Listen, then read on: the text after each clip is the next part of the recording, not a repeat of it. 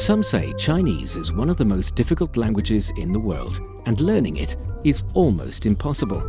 So learning Chinese, the most difficult thing. 非常非常非常非常非常难 So I'm sort of tone deaf. I can't really hear them. I think the cultural mindset is the biggest complication for The us. grammar. 知吃思诗都还难 It's just complicated so much. Only because you're not learning it in the right way. Why not try Takeaway Chinese, where you can take some Chinese away and experience progress day by day. Takeaway Chinese, we will promise you a difference.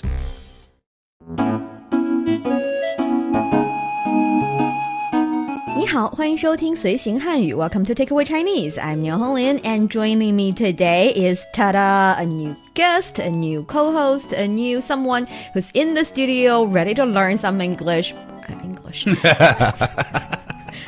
My English is pretty good, I think. Yes, it is. Ready to learn some Chinese. That one's not so good, I'd say.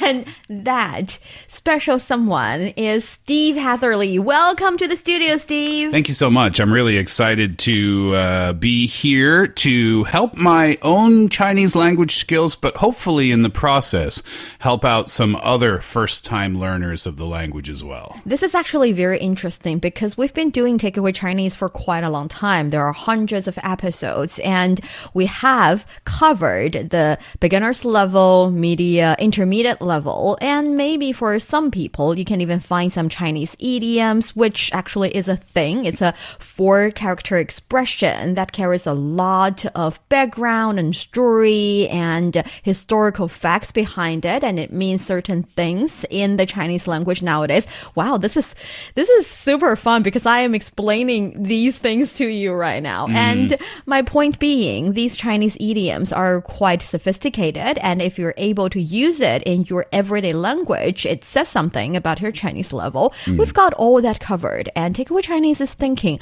what can we do to spice things up a bit? What can we do to make the show even more interesting for the Chinese learners out there? And what we have designed for now is a special new series featuring those living in China or outside of China, having the experience of learning the language, or are taking an interest in learning this language. And Steve would be our very first guest for this special new episode. So from now on, instead of having one permanent or relatively frequent co-host of the show who is a foreigner learning the language, we are going to feature a lot of different guests with different command of the Chinese language. But what they do share is the enthusiasm of learning this language, the 普通话 or Mandarin. It's a beautiful language to listen to because it's so different from the languages that I speak already. English, obviously, I speak Korean too, maybe in intermediate to upper intermediate level, but starting with Chinese. You know, I remember when I moved to Korea for the first time, I lived there for 24 years, not being able to recognize where one word ends and another word begins, right? It just sounds like one continuous word. And this feeling has come back to me now, learning Chinese for the very first time. But I'm really excited about it because it's such a pretty language to listen to, in my opinion. It's a musical language. There's so many things to learn about it, including the tones, 4 or 5 tones, and all the expressions and all the things you talked about already. So I'm starting from the very, very, very beginning. But I know there's other people out there just like me, so we'll start together. Yes, we'll start together. So, can you tell us also a little bit more about yourself? What are you doing when you're not doing Takeaway Chinese? Well, I'm doing Roundtable, of course, here at the station, which I'm really loving too. And just trying to adjust to living in a new country. Like I said, I lived in Korea for a long time, but I'm brand new to China. So I'm seeing everything for the first time. It's through a baby's eyes. You know, I'm learning about how essential Weixin is to everyday life. I'm learning about QR codes on restaurant tables and the fact that they are absolutely everywhere. Not 100% everywhere, but they still have menus somewhere. But yeah, just all the little intricacies, all the ins and outs of living here in China, living in Beijing, and also having fun exploring the city. And I've been over to the east side downtown around Chaoyang, spent maybe a month there, and now I'm here on the west side, and I haven't been to the Great Wall yet. I haven't done a lot of the big touristy stuff yet, but I'm really excited to do that. It's really exciting. I wanted to start a new life in a new country too after listening to this long speech. You know, I moved to Korea. I moved to Asia 25 years ago for that exact reason. You know, I'm from the east coast of Canada, from Nova Scotia, and it's a beautiful, beautiful place. It's a wonderful country, Canada. But I wanted to be a citizen of the world, which sounds very cheesy and dramatic, but it's a big place, and I wanted to learn other cultures and other languages and eat different foods and meet different people. And I was able to do that in Korea, and now, luckily, thankfully, I'm able to do it here in China, too. It's awesome. It's really awesome. It's really awesome. And can I tell you a secret? Knowing Chinese will help you when you're in China. No doubt about that. Yes. And even if I wasn't in China, you know, learning something new, using our brains, learning how other people use language to communicate with each other, it's a great asset to add to your tool bag, if you will. So now let's start doing some brain gymnastics, learning a new language. For our dear listeners, if you're interested in the Chinese culture and you want to get a grip on the Chinese language, then this is the show for you. Stick with us for 30 minutes and you soon see the rewards. And for more fun Chinese learning, follow our Facebook page, Learn Chinese, to watch many fun videos and live streams. But now, let's provide you with some free Chinese for takeaway. So, for the very first sentence that you do want to learn in a different language, what would that sentence be, Steve? Well, what I like to do, and I think it's a good tip for anyone when they start learning a language, sure, you can pick up a textbook, and that's very helpful as well. But when you're here, in the city, in the country, in the language, in the culture yourself, what I like to do is pay attention to the sentences that I want to know how to say when I'm in any particular situation or context. So, in my first month in China, I've met so many different people, and I think they've been asking me, what's your name and where are you from? But I'm not sure if that's what they've been asking me. So my very first thing that I want to know is, how do you say, nice to meet you, I'm Steve, I'm from Canada? That is a legitimate request, and I feel like after the scenario you've painted, you've talked about, I wanted to tell you how to say, I don't know how to say Chinese, or I don't understand Chinese. I think that answers most questions. That's also on my list of things to know today, but I thought I'd start at least with my name. At least I could communicate that with people. Yes, that's a nice one. Actually, there are different ways of doing that. You can say things like, my name is, or you can say things like, I am, when I'm translating the Chinese sentence that I wanted to share with you directly into English. So, I am Steve would be 我是 Steve. 我是 Steve. Yes, it's easy peasy, 2 characters, 2 simple syllables. Okay. So, 我 would be I or me or my, depending on the context.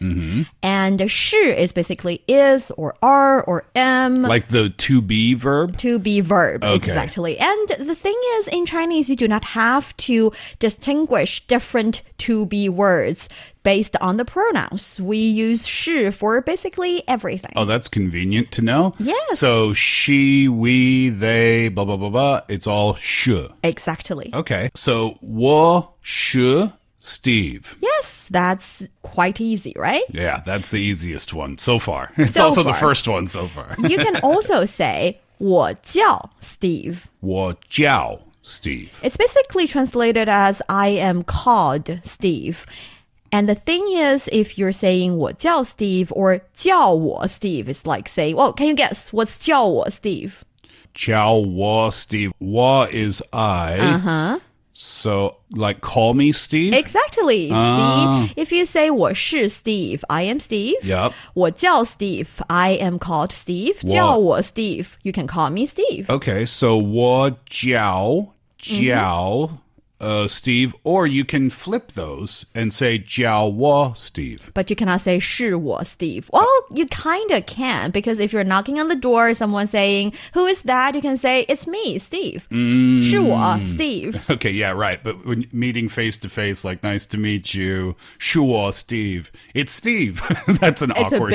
It's a bit odd. And the Okay. reason I'm giving you all these different sentences is that perhaps you're going to hear people using them in your daily conversations or when you're meeting. Not even meeting, when you're out there on the streets and there are passersby introducing each other. And that is actually a really good practicing opportunity, trying to pick up the expressions or words that other people are using that you're familiar with. Yep, exactly. It's like a spider web, isn't it? You know, you start with the inside, the core of the spider web, and it branches out, or like an octopus's legs in a way. So maybe learn one or two ways to express it, but just maybe familiarize yourself with other ways that people can say it too. All right, so let me practice that, Steve. Me. 我是 Steve. 我叫 Steve. Or 叫我 Steve. Perfect. Okay, got it. And another reason that I think we should learn more ways of saying this is that a very common situation when someone started to learn Chinese is that if people don't understand them, because we know that the Chinese language actually has 4 tones. We talked about the 4 and 5 tone thing. There are 4 tones, the 1, 2, 3, 4, and also a light tone, which is in Chinese people's opinion, we think it's a very light way of pronouncing the character. When we're teaching the 4 tones, we usually use one noun or one specific pronunciation or syllable to enunciate the 4 tones. Ah, that's the first tone. Ah, that's the second tone, with a little bit of question mark in the pronunciation, in my opinion. Ah, that's the 4 tone. And would be the light tone. Okay. Which is why you understand it as 4 or 5 tones. And with tones, we actually have limited number of actual pronunciations for each characters, yet plus the various of different tones and also different combination of different characters putting together as words and as expressions, as sentences. The meaning of it depends a lot on the context and also quite a lot on the tone. Okay. So if you can pronounce the tone perfectly, of course, people will understand you. If you can say really long sentences with all the different additional information in the sentence, people understand you. But if you're a beginner and you're in the country and you're trying out your Chinese, it's possible that people won't be able to understand you, and repeating that same sentence does not always help. The reason I'm giving you different ways of saying the same thing is that when you're talking to people and they do not understand you, you can try another way. And with different ways, they'll put the info together and understand what you're saying. Yeah, being able, and that's a skill in itself, being able to talk around what you're trying to say to deliver the point. And when you're a language student, getting your point across, that's always your goal, right? You don't have to be perfect with the language, but you do want to be able to know how to deliver your message. Exactly. And when it comes to nice to meet you, there are, again, different ways. Let's start with the most common, yet a little bit long expression, that is 很高兴见到你. Okay. 很高兴. And what was the second part? 见到你. 见到你. Okay, so 很高兴, 很 is very, 高兴 is happy. A little note here, Chinese people actually enjoy 2-syllable words. So 高兴 actually is happy. So 很高兴, very happy, very glad. Okay, I'll ask a question about happy in just a second. So, so 很高兴. And then the second part was 见到你. 见到你. 见 means to see or to look at. Well, actually, I think it's to see, because look is 看. Whereas 见 is see. It's the result of the verb. And 到 actually in itself means arrive, but it also means that the verb or the action is done, is completed, is finished. There is a result there. So, 我想去见你, I'd like to go see you. 我见到你了. I am looking at you right now. So that is like the action is completed. Oh, interesting. Yeah, okay. It's like the action has arrived to the destination of the action. So it's like we're doing this right now type thing? Or you mentioned completed, like the meeting process is completed now? The meeting purpose is reached. Because I'm looking at you. The purpose of the meeting is being able to look at you. So the moment that I see you suggests that it's completed or it's accomplished. Okay, so 见到见你is the see you part, and then the dao in the middle means like now we have met each other. Exactly. And then in the beginning, very happy. So the backwards translation to English would be very happy to see you now. Yes. So 很高兴见到你. Very happy that I finally met you. 很高兴见到你. Perfect. Okay, now I know my tones are off there. And again, I'm going to ask you a question about tones in a little while. But those are the words, right? 很高兴见到你. Yes. I'll try it a little bit faster. 很高兴见到你. Perfect. Okay, good. Thank Now, you. let's make it a little bit harder. Okay. Maybe not harder, just providing you with an alternative. That is 认识. Can you pronounce 认识 with me? Now, that's a little bit difficult. One more time, please. 认识. 认识. Perfect. So, 认 is the fourth tone thing. Okay. And 识 is actually a light tone. So, 认识. 认识. Perfect. 很高兴认识你. 认识你. 认识 means get to know. I'm glad I get to know you. So this is actually even more appropriate for first-time meeting. Okay. It's more polite. It's more polite and also more, it suits the situation because I'm very glad that I'm looking at you right now suggests that I wanted to look at you before looking at you. I wanted to see you before our meeting. It suggests that I may know you or we may have exchanged conversations before, but 很高兴认识 is like when I'm introducing you to a new friend. And you can say to the new friend, I'm very glad that I get to know you because I didn't know I will know you today and this meeting makes me happy. Okay, so what we're doing there is we're combining 认识你认识你 认识你 with 很高兴. Yes. Okay, so 很高兴 still stays at the beginning. Yes. Okay, so then this would sound like 很高兴认识你. Perfect. So that is nice to get to know you. Okay. And there is another way of saying this. Oh dear. It's actually easier to pronounce. Okay. 幸会.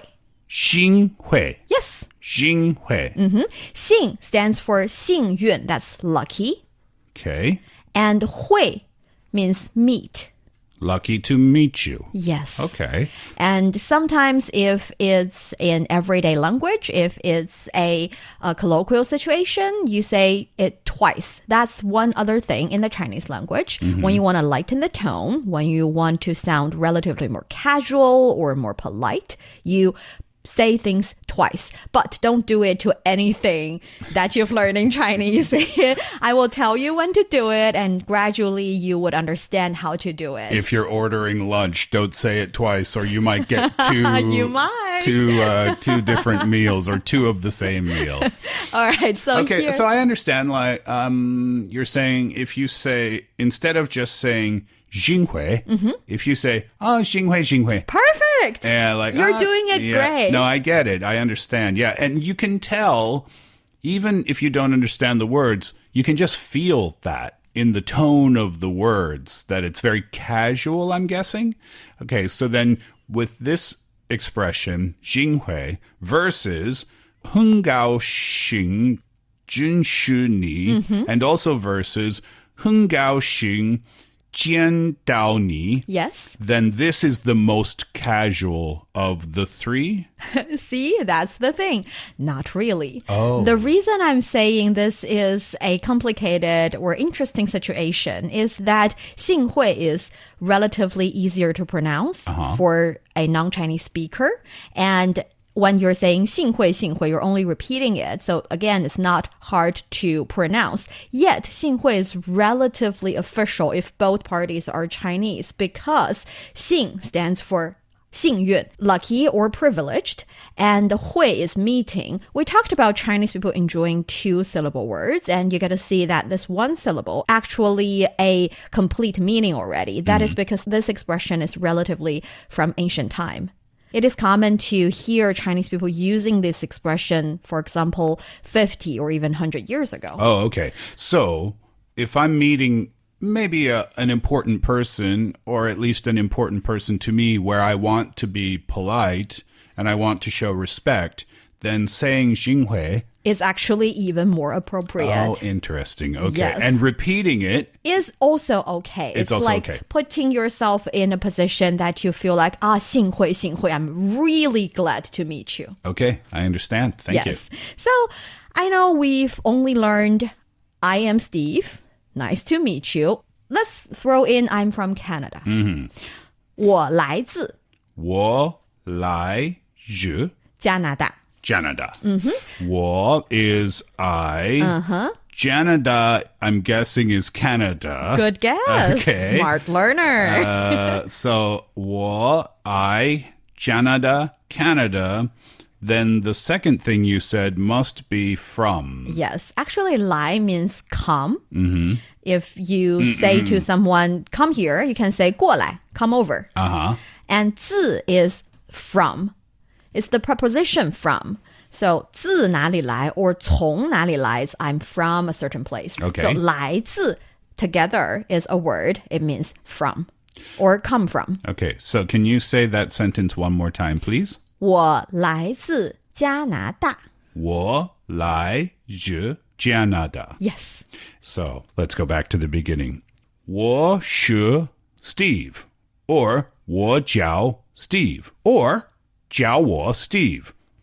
很高兴见到你 or 很高兴认识你 or the easiest one, 幸会 Perfect. 我来自加拿大 Perfect. I know it feels like you've only learned one introduction word, 3 short sentences, but there are various ways of saying them, and you've also picked on certain character or certain traits of the Chinese language. Yeah, and I've also picked up a little bit of the pronunciation. I also added to my vocabulary a little bit, talking about 高兴 is happy. So I'll be able to use that in the future. If someone asks, how are you feeling today? Then I can say, 我高兴. Yes. I'm happy. I'm happy. Right. So I'll be learning that a little bit later. Since you've got all the vocabulary, let me give you a relatively more authentic way of saying it. You can say 我很高兴. 我很高兴. Yes, that's the thing. In the Chinese sentence, we rarely just say 我高兴,我不高兴. 不 is no, by the way. Yep. We usually say I am very something. It's just a habit. So when you're saying 我很高兴 or 我挺高兴的, it's not really saying I'm really, really so excited, have to put the very there in the sentence. It's more or less a habit of the language. Okay. So what the sentence one more time, please. 我很高兴, just like 很高兴认识你,很高兴,我很高兴. 我很高兴. Yes. 我很高兴. And again, that means? I'm happy. I'm happy. Yes. Okay. 我很高兴. Excellent. Thank you. You're very welcome. So we covered several ways of saying the same thing together. So for those of you who are listening, who find it hard to start learning the Chinese language, maybe this can be your starting point. And I think we still have a little bit time to answer one question. I always wanted to do this, but none of my previous partners have zero experience in learning Chinese. So I'm going to do it to you, Steve. That is, if there's one thing that you are super curious about the language, if there's one question you want to ask about the Chinese language, what would that question be? Well, I think the thing that separates, and this is just from my perspective of being a brand new student of Chinese, one of the things that separates it from my native language of English is the tones. So what I wanted to ask, and I've heard multiple times that the tones are really, really important in Chinese, because even if you say the same word with a different tone, you can be saying something completely different.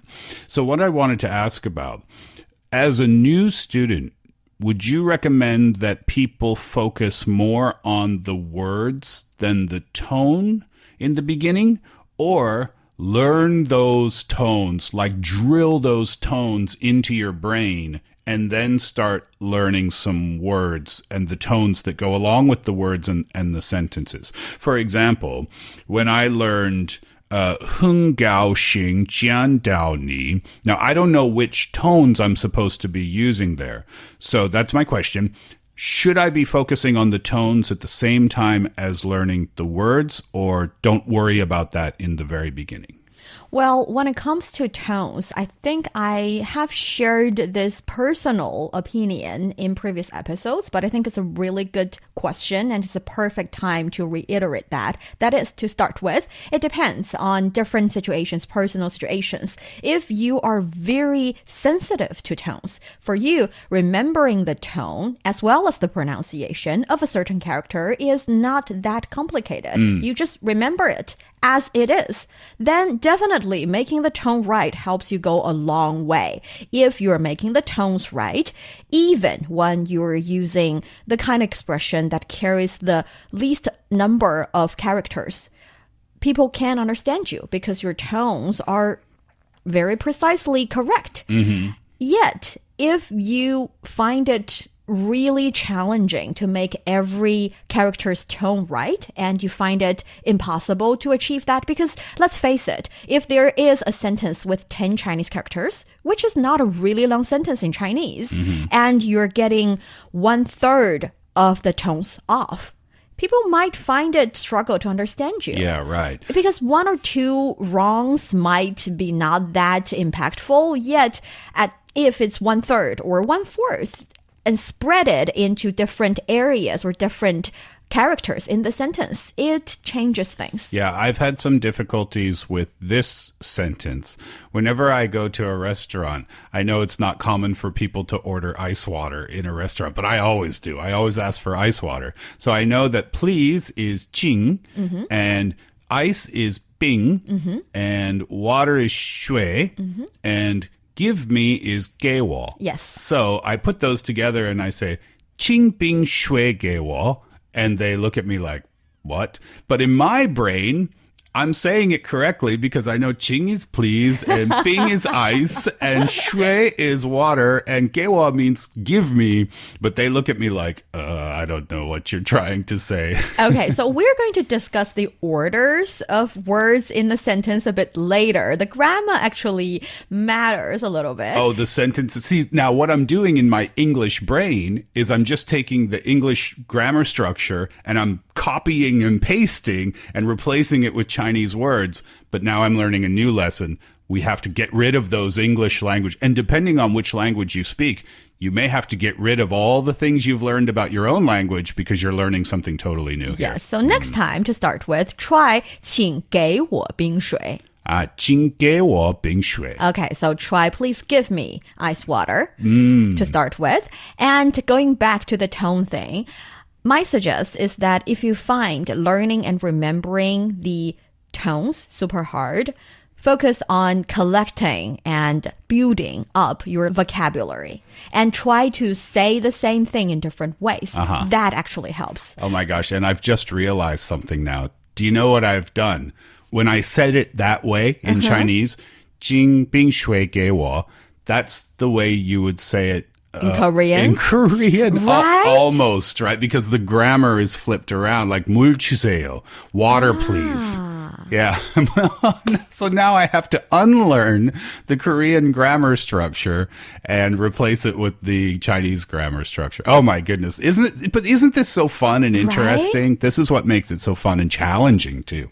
Yes. So different languages, different rules, different habits, and sometimes different polite and impolite ways of saying things. I know being polite is essential in the Korean language, right? So yeah, so there are different things to care about. Yet, actually, again, going back to the tone thing, my suggest is that if you're using relatively long sentences, if you can say the same thing in different ways and you can get around it, then tones do not matter that much.